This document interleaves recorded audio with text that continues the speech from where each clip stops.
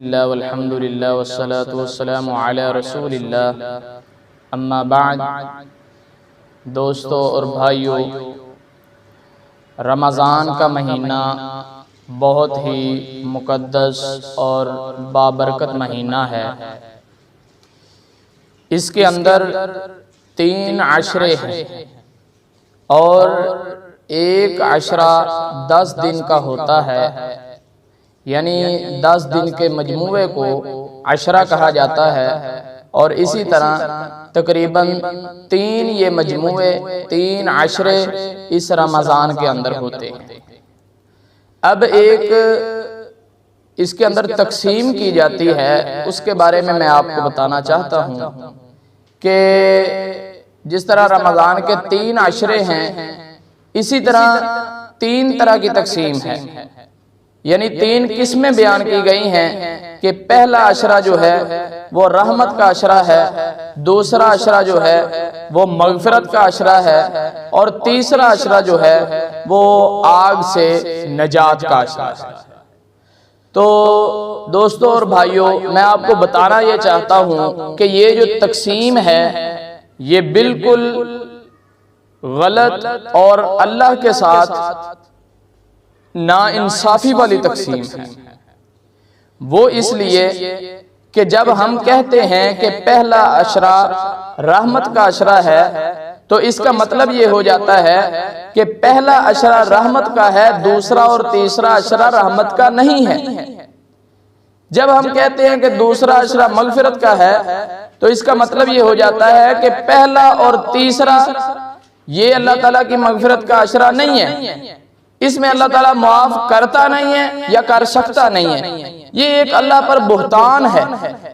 اور تیسرا عشرہ آگ سے نجات کا عشرہ ہے، اس کا مطلب یہ ہو جاتا ہے کہ پہلے 2 عشروں میں اللہ تعالیٰ یا تو ہمیں نجات آگ سے دیتا نہیں ہے، یا وہ نعوذ باللہ من ذالک دے نہیں سکتا۔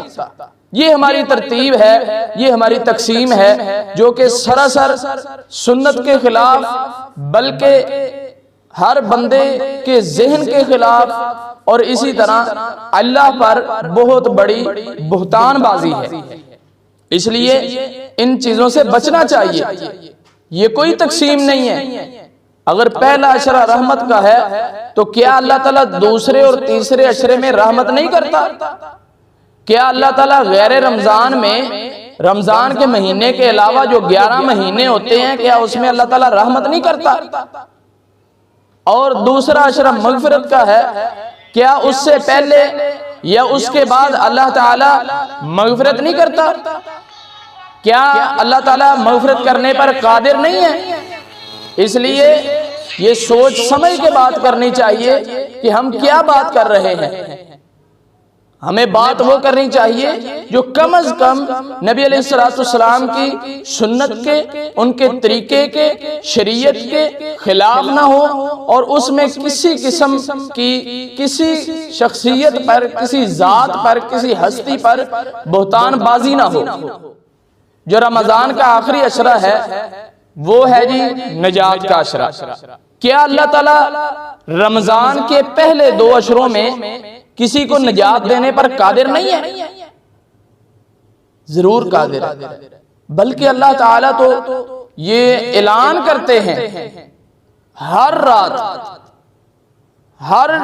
رات، بے شک وہ رمضان میں ہو، غیر رمضان ہو، وہ جس مرضی مہینے میں ہو، جس مرضی عشرے میں ہو، اللہ تعالیٰ آسمان دنیا پر آ کر اعلان کرتے ہیں کہ اے لوگو، ہے کوئی بیمار مجھ سے شفا طلب کرے، ہے کوئی گناہگار جو میرے دروازے پر آ جائے، جو مجھ سے معافی طلب کرے، میں اس کو معاف کر دوں۔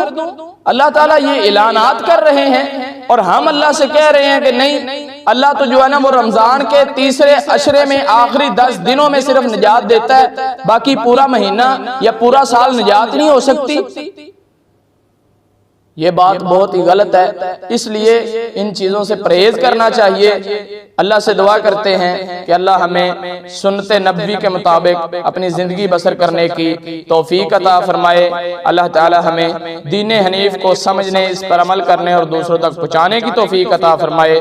وما توفیقی الا باللہ۔